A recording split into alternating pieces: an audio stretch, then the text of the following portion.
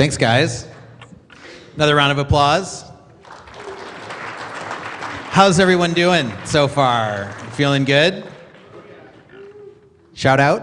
All right. Woo! Next up is John Weathersby. Oh, his cheering section back there. All right, go. All right. John is going to talk about Operation Bearclaw. Rawr.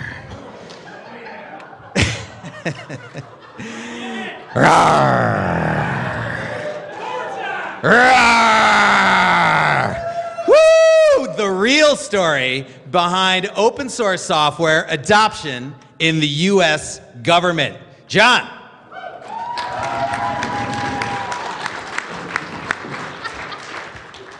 I say never follow children or animals on stage. All right, my name's John Weathersby. I deal with the government.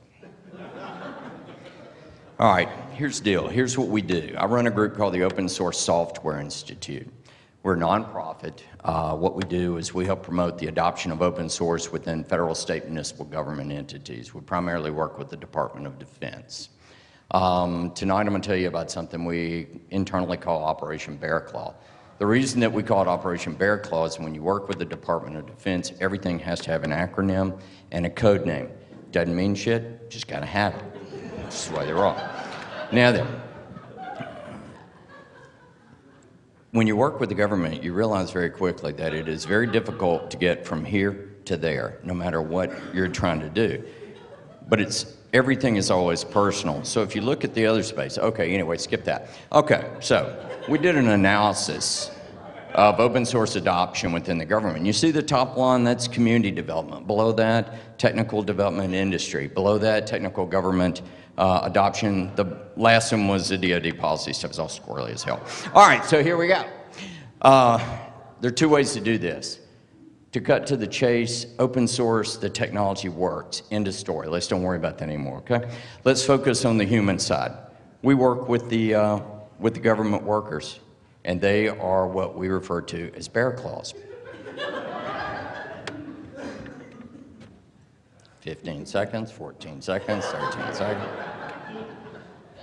So basically working with the government is like herding a bunch of damn cats, and you know, it can be very frustrating.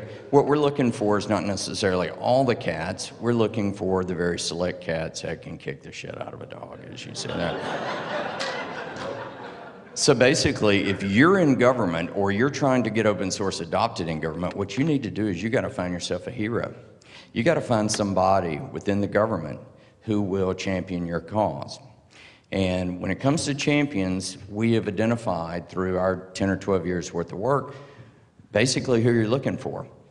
If you'll notice on my left, your right, my right, your left, there are no elected officials on here. They're worthless. Don't worry about them. Focus on the people that have real jobs. Here's the way you get their attention. Either give them money, give them cheap beer. Does anybody know what the top one is? Nice set of boobies? Swear. Okay. But all I got's a good idea. All right, so here's Bearclaw. What happened is that we figured, you know, claw of a bear you could do, or you could force them into something, but Mr. Scott back there figured out that we could draw them in with delicious pastries in Washington, and that's how we get them to meetings. All right, so basically with open source, the technology is so broad that you've got to really focus. But the government user, they need a solution.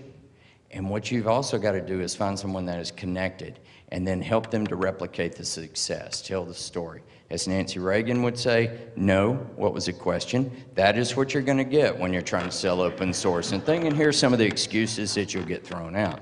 But you've also got to look at it from their perspective, because we're a bunch of whack jobs and we come in and say, hey, it increased efficiency, you know, yeah, how? Okay, reduce costs, you know, and then, you know, it's locates your socks and mitigates global warming and saves you a car. You know, right, come on, you've got to have some real, you know, value to your things. So what you've got to do is focus in and say, guys, what happens is open source gives you more access to more tools. It gives you more choices, puts you in charge. It helps with the competition. That's how you manage the economic side of it. Lengthens program life, like a Twinkie to have a 1,000-year life shelf on it. Okay, this is the open source roadmap that we developed. You'll see that we had to go through the desert of denial, past a mountain of red tape, through the fields of bovine scat, through the sea of ill-spent budget, then whatever, and the soulless minions. Okay, I'm from the South. I talk slow. 5 minutes is nothing for me. All right. So the bottom line here is that the people are what's important. And open source is part of the mainstream. We ain't going away. So, you know, you don't have to oversell the technology. You have to sell the idea and the concept and how it applies to them. That's all that's important to them. They got a job to do, and they want some help. You need any help? Give me a call. I'll see if my calendar's open and if your check clears, and we'll talk.